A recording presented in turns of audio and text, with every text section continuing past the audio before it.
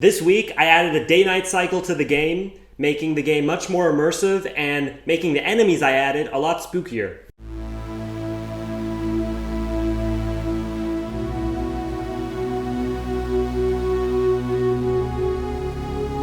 It's been 2 weeks since I updated or had a video on my YouTube channel, but I've still been working on the game. I still updated the build on the Discord, so if you joined the Discord already, you would still see that I'm working on the game and I'm still around. I moved back to Germany since I had my last video, and I've also had my birthday, and I've just been more in my head and working on myself and my mindset more. So I didn't have time to, well, I did have time, but I just didn't make a new YouTube video because of those reasons.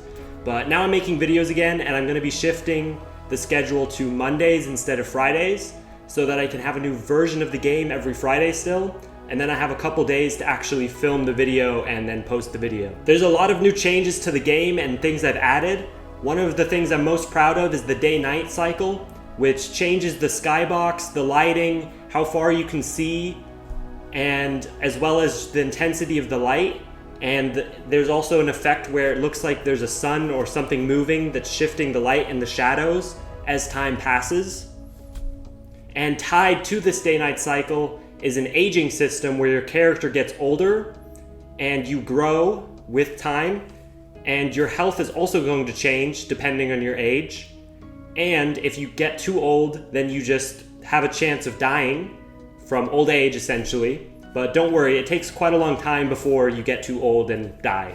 This age system I'm going to probably apply to every alien in the game, so everything ages and naturally dies.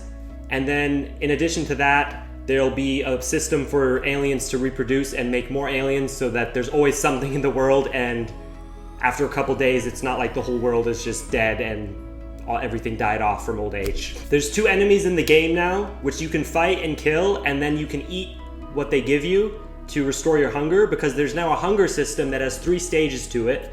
And the first stage is like any other survival game where you slowly tick down and you need to eat something to refill it.